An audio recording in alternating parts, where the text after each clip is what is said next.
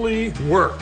What a concept. I really love the towels. They're really great. They're super absorbent. The new MyPillow towels are exclusively made with 100% USA comb cotton with proprietary technology for maximum absorbency. Go to MyPillow.com or call the number on your screen right now to take advantage of Mike's Christmas special. Use your promo code, and for a limited time when you buy one set of towels, you'll get another set absolutely free. And Mike will extend his money-back guarantee. Hurry! Mike's buy one, get one free offer ends December 22nd. And don't forget to get your MyPillow gift card for the best Christmas gift ever. Hey, we all love Thanksgiving. The football, the family, the food. But what you don't know about America's origin story might surprise you. Check it out on A Very Nation Thanksgiving. If you think our political fights get a little out of control, wait until you see this out of Taiwan.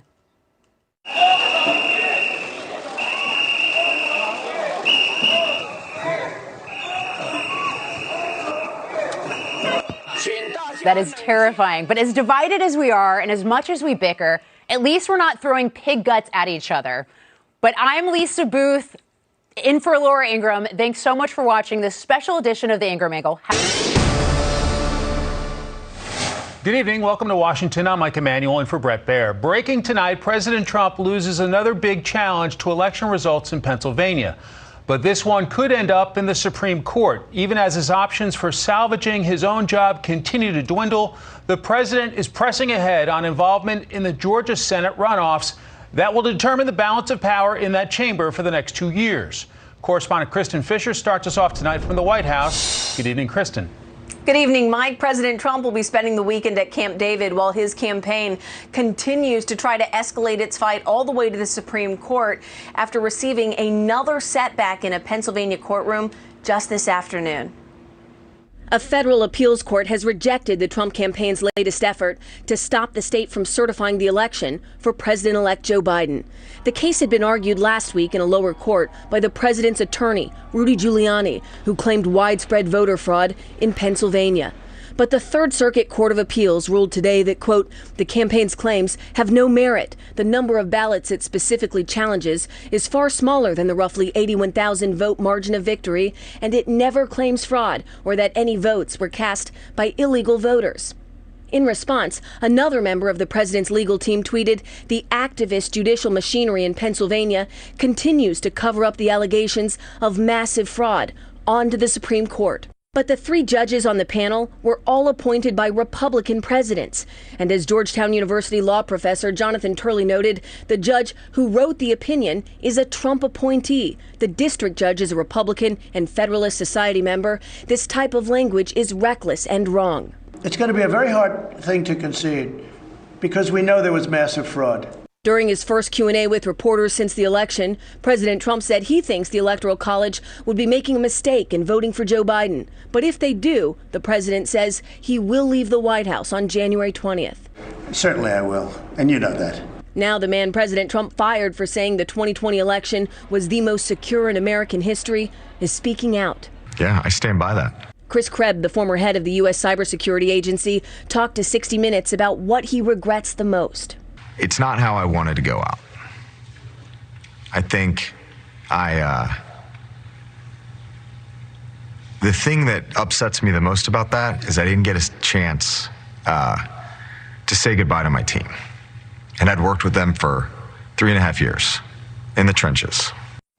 Now, next Saturday, President Trump is heading back out on the campaign trail, but not for himself. He's heading down to Georgia to campaign for those two Republican candidates in those critical runoff races that are going to determine control of the U.S. Senate. Mike? Kristen Fisher starting us off tonight on the North Lawn. Kristen, many thanks. The top Republican in the Senate is urging his colleagues to do whatever necessary to help ensure Georgia's two GOP members are reelected in January's crucial runoffs. President Trump's announcement that he will go to Georgia to campaign in person is being celebrated as a Thanksgiving miracle by the candidates. Correspondent Steve Harrigan has tonight's story from Atlanta. Good evening, Steve. Good evening, Mike. President Trump will be here December 5th to campaign in elections that could determine control of the Senate. We'll have, tens of thousands of people show up. but I think it's very important, and then I may go a second time. Getting voters out for runoff elections has been a challenge in the past in Georgia, but this time already there have been more than 700,000 requests for mail-in ballots, more than 3 times the number requested in 2018. The president's visit comes after trips by a string of Republican senators intent on building a firewall in Georgia and maintaining Republican control of the Senate, a key part of both Republican candidates' campaigns. The Libertarian in my race got 2 points. So Georgia, just by the number of 52.5 to 47.5, rejected the Democratic offering. Not only my opponent, but this liberal, radical socialist agenda. This is America. The amount spent on TV ads alone is now approaching $300 million. The attacks on the screen and the stump are personal. We've made clear to the people of Georgia that David Perdue is a crook who has abused his office to enrich himself. One challenge for the Republicans, getting out the vote in a voting system which is itself under attack. What is not clear is how much the president will be focused on the 2 candidates or on his own election battle. The president continues to claim there are widespread irregularities in the Georgia vote. A lawsuit filed Wednesday by some of the president's supporters names Georgia's Republican governor and Secretary of State, alleges, quote, massive election fraud, and seeks to have the results of the presidential and congressional races set aside. We were robbed. I won that by hundreds of thousands of votes. Everybody knows it. The Georgia presidential vote is now being counted for the 3rd time. The recount is expected to end by December 2nd. The first 2 counts had Joe Biden ahead by more than 12,000 votes. Election officials don't expect any changes from this count. Mike? Steve Harrigan live in Atlanta. Steve, thanks a lot. The Iranian scientist considered the leader of Iran's disbanded nuclear program is dead tonight. Iran's foreign minister is suggesting that Israel is behind the assassination.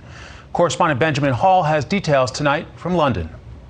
A daring and sophisticated attack striking at the very heart of Iran, an ambush which left the so-called father of the Iranian bomb dead.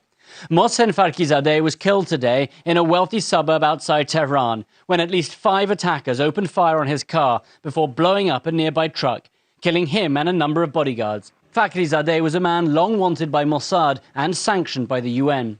Israeli Prime Minister Benjamin Netanyahu called him out directly last year after disclosing a trove of stolen Iranian nuclear documents. Remember that name, Fakhrizadeh. The Iranian foreign minister is already blaming Israel, tweeting in part, "This cowardice, with serious indications of an Israeli role, shows desperate warmongering of the perpetrators."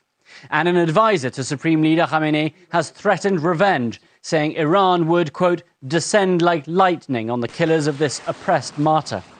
This is just the latest in a series of attacks on Iran's nuclear program, amid fresh concern about the increased amount of enriched uranium Iran is producing, 12 times the amount allowed under the 2015 deal. Last weekend, the US sent B-52 bombers to the region as a deterrent, and senior Israeli officials predicted a very sensitive period in the coming weeks.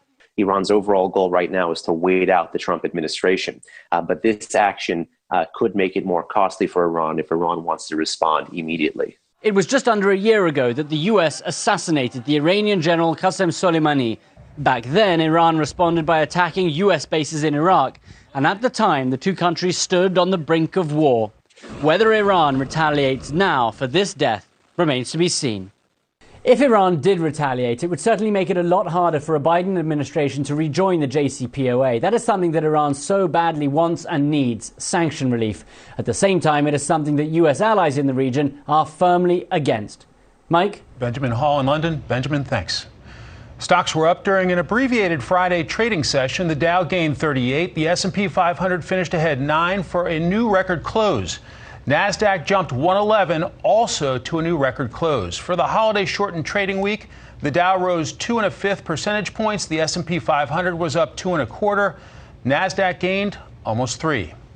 Wall Street said to be welcoming President-elect Joe Biden's apparent selection of former Federal Reserve Chair Janet Yellen as his Treasury Secretary. Meanwhile, Biden continues to get pressure from progressives to bring more of them into the fold. Correspondent Kevin Corke is with the Biden team tonight in Rehoboth Beach, Delaware. I have to ask you, would you like to be more closely involved in that as a Treasury Secretary for the new administration? I don't have anything for you on that. I'm sorry. She may have demurred when asked publicly, but former Fed Chair Janet Yellen is widely expected to be named Treasury Secretary in the incoming Biden administration. If confirmed by the Senate, she would be the first woman to hold the position in U.S. history. The 74-year-old economist has been credited with helping to steer the U.S. economy after the 2007 financial crisis, experience that could prove useful after this year's COVID-induced slowdown. She comes to this position with a lot of experience and qualifications, but she's going to confront a fiscal challenge as we come out of this pandemic. How do we pay back the debt that we've incurred in fighting COVID-19, and how do we get the economy growing again?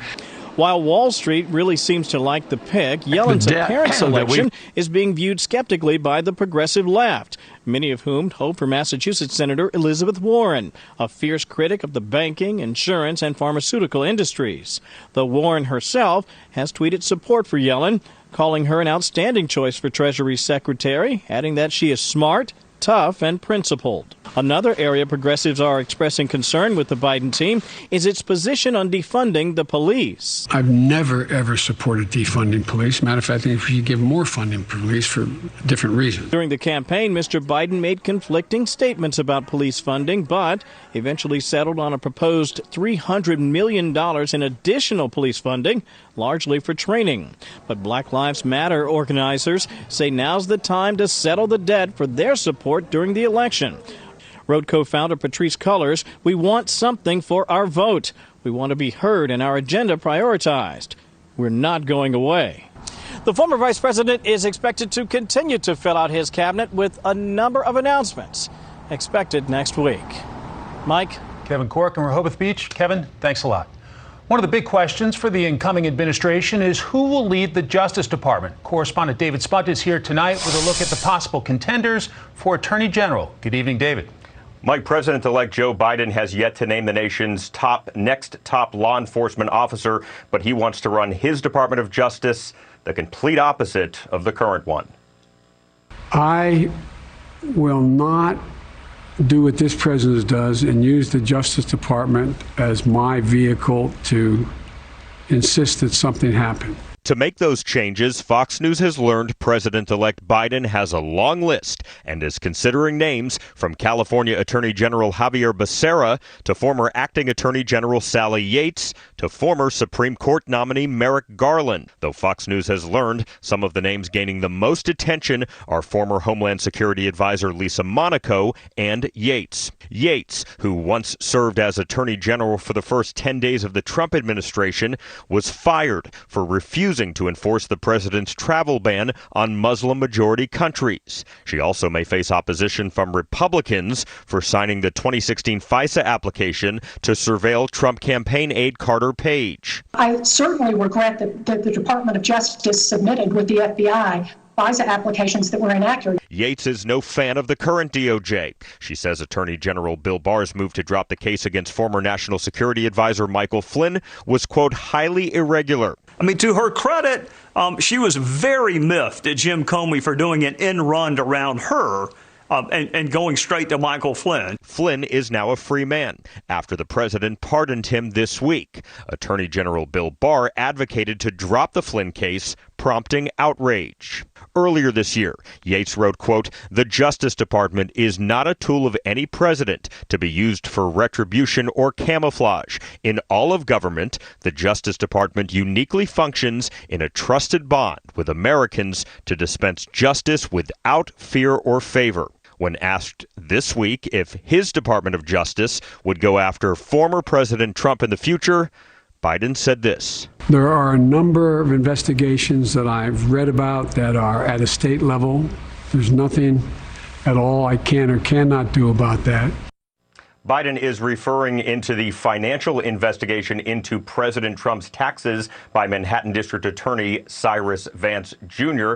Mike, there's also the John Durham investigation looking into the origins of the Russia probe. It's possible that could wrap up after Joe Biden has already taken the oath of office. Mike? David Spunt, live at the Justice Department. David, thanks a lot. You bet. Republicans have picked up their 11th seat overall in the House and 3rd in California. David Valadao reclaimed the seat he lost 2 years ago. The former congressman defeated Democratic incumbent T.J. Cox. That puts the balance of power at 222 Democrats, 205 Republicans, with 8 seats still uncalled. Up next, the Vatican prepares to usher in a first in history with a prominent American archbishop. That's next.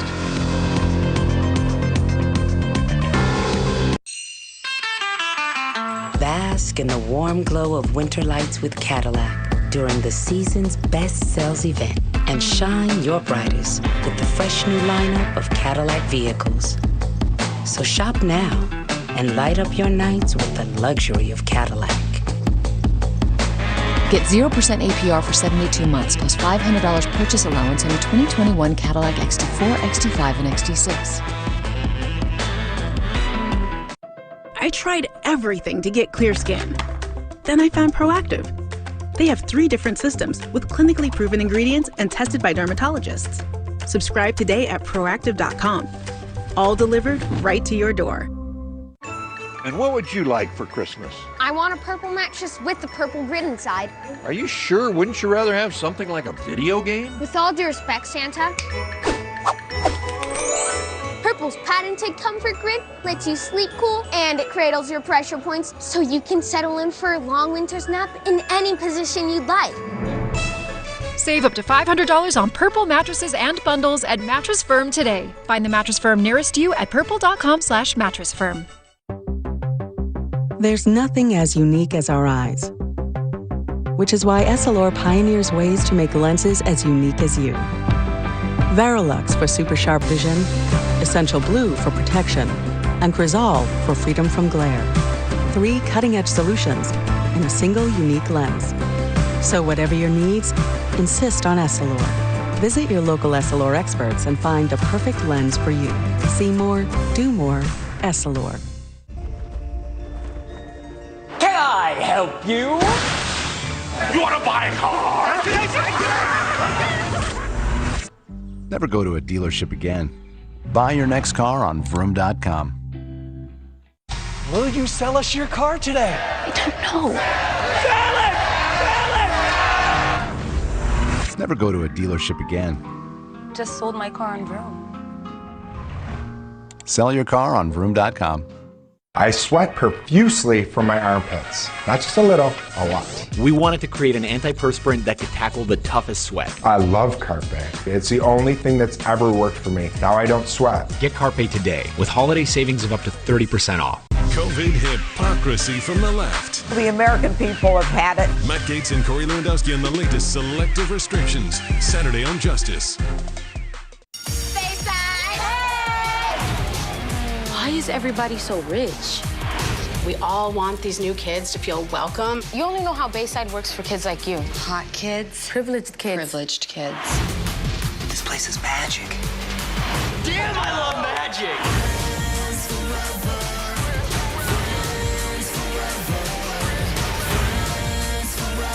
Just say Peacock into your Xfinity voice remote or download the app today. Goli, the world's first apple cider vinegar gummies, make being healthy simple. Maintaining a healthy metabolism? Simple. All day energy. Simple. Jim, want some cake? No, thank you. Cutting cravings? Simple. And it's simply delicious. Black Friday sale live now. Only $14.99 or pay $3.75 today with Afterpay at www.goli.com/TV. President Trump says coronavirus vaccines will be delivered next week or the week after. He made the comment during a teleconference with military personnel Thursday. The FDA says it will review Pfizer's application for emergency use of its vaccine December 10th. The president says first responders and the most vulnerable will be the top priorities. Johns Hopkins says the U.S. has passed the 13 million mark for infections, with almost 265,000 dead. The TSA reports it screened 560,000 people at airports nationwide yesterday. The figure last year was almost a million higher. Black Friday activity is being curtailed this weekend by the coronavirus. Government leaders have urged people, including shoppers, to stay home. We'll talk about that with the CEO of online retailer Overstock in a few minutes. The pandemic is putting an increasing strain on the nation's food banks as they try to fill in the gaps for people who are struggling during COVID-19. Correspondent Alex Hogan takes a look tonight from New York. Fridges filled with leftovers after holiday feasts, but this Thanksgiving, more Americans struggled getting enough food on the table, sending them to food pantries instead. Newcomers who've never needed help getting in line for the first time. It's been very, very hard, and we need to be concerned with what we have and be grateful for what we have got. According to the U.S. Census Bureau, 1 in 8 Americans did not have enough food this past week. This holiday in parts of the country, lines at food banks stretching for miles with people waiting for hours. They're your next door neighbor. They're people who have lost their job and never expected to be unemployed. They're folks that have been sick with the virus and unable to work again. And while Americans look to make it through the holidays, there could be some relief around the corner with the likelihood of a vaccine and the stock market in record high territory. But many agree that 2020 has been a year of much suffering. People are very isolated this year and in need of care. Hundreds of thousands of people applied for unemployment this week. Feeding America, the largest network in the country, says 80% of food banks serve more people this year. What they need is more help and funding. Happy Thanksgiving. Charities feeling the strain around the holidays. Feeding America says 60% of food banks are short-staffed. Despite the demand for more volunteers, some charities are sending their workers home to better social distance during the pandemic. Many of these volunteers are usually older, which puts them at higher risk of contracting COVID-19. But without help and funding, some of these organizations might have to close for good. Mike? Alex Hogan in New York tonight. Alex, thanks a lot. In tonight's Focus on Faith, Pope Francis is making history by naming the first African American to the College of Cardinals. Chief Religion Correspondent Lauren Green has details. Pope Francis this weekend elevates 13 new members to the College of Cardinals, the highest-ranking clergy in the Roman Catholic Church. Included for the first time in history, an African-American, Wilton Gregory, the Archbishop of Washington, D.C. I'm glad I was the one that was chosen, but obviously there have been wonderful, there are wonderful other African-American bishops. The 72-year-old Gregory was born in Illinois. He rose through the ranks of the church, shepherding the American bishops through tumultuous times, the first wave of the clergy abuse scandal. Then in 2004, Pope John Paul II named him Archbishop of Atlanta, Georgia. Last year, in the wake of another abuse scandal involving the now disgraced ex-cardinal and ex-priest Theodore McCarrick, Pope Francis appointed him as Archbishop of Washington, D.C., the seat of American politics. But many are asking why it took so long for America to have a black man receive the red hat of a prince of the church. George Weigel, author of The Next Pope, says the wounds of slavery and racism also corrupted Catholicism. The Catholic Church, in the wake of the Civil War, did a very bad job of reaching out to newly emancipated slaves. I think that's the beginning of the story. Gregory will become a cardinal at a time when America needs healing from both political and racial divisiveness. I think good leadership involves not only what the individual does, but what the individual inspires others to do. The new class of cardinals is the most diverse yet. Experts say Pope Francis wants the global church to reflect the people it serves. Mike? Lauren Green, thanks very much. Media reports say 3 people have been arrested after a war memorial in Portland was vandalized. Authorities say the statue in the Lone Fir Cemetery was toppled. The memorial was erected in 1903. It honors soldiers of several American wars. At least 10 other businesses were damaged early Thursday.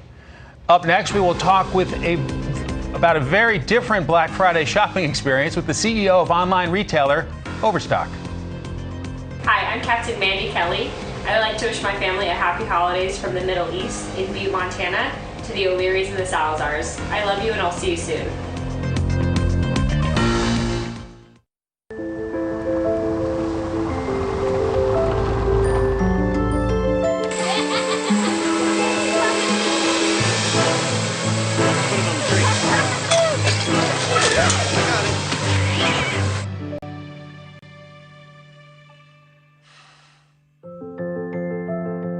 Experience the power of sanctuary at the Lincoln Wishlist sales event. Sign and drive off in a new Lincoln with 0 down, 0 due at signing, and a complimentary first month's payment. What's meaningful to you? The most important and most meaningful thing in your life is your family. What's meaningful to me is to find meaning and to make every moment meaningful. Meaningful Beauty is the breakthrough anti-aging system that has helped millions of women to celebrate everything that's meaningful to them while giving them more confidence and healthier, younger-looking skin. We want to embrace the age, but we also want to defy it. And I'm looking at it as this is me, this is my age, and I'm very proud of the way I look. What's meaningful to me is being happy and just be spontaneous and have a good time and be in the moment. Meaningful Beauty is the secret that's kept supermodel Cindy Crawford's skin looking so youthful for so long. Just look at this picture of her at age 31 and then another at 52. There's hardly any difference. Meaningful Beauty comes from a genetically unique melon with a youth-preserving enzyme known as the youth molecule. Just watch as an ordinary melon wrinkles, ages, and decays, while the remarkable melon containing the youth molecule stays fresh and firm. Frown lines are diminished in just weeks. Crow's feet are visibly softened, and horizontal necklines appear diminished. I feel fantastic using Meaningful Beauty. My face looks youthful, I feel youthful, and the tone and the texture of my skin